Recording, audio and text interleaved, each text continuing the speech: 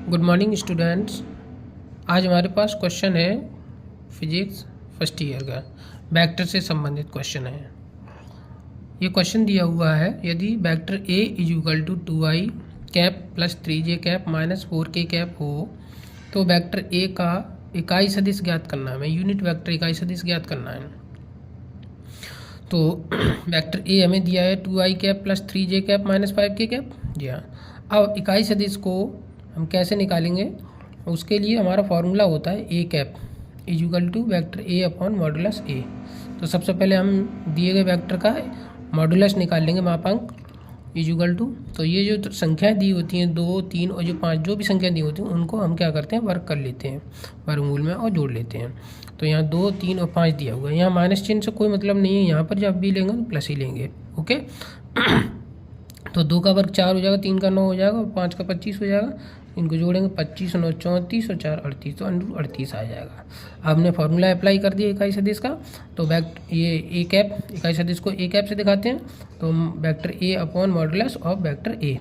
अब vector A चूँकि हमें दिया हुआ है 2i प्लस 3j के माइनस 5k कैप, वो हमने लगा दिया, और मॉडुलस ए का हम मान निकाल चुके हैं √38। तो इस तरीके से हम किसी दिए गए वेक्टर इकाई सदिश या यूनिट वेक्टर निकाल सकते हैं। ठीक है, दूसरा क्वेश्चन है हमारे पास, यदि vector A equal to I cap plus J cap minus K cap हो और vector B equal to 2i cap minus 4j cap plus 5k cap हो, तो वेक्टर ए और वेक्टर बी दोनों के बीच का कोण थीटा ज्ञात करना है हमें, दोनों वेक्टरों के बीच का कोण थीटा ज्ञात करना है।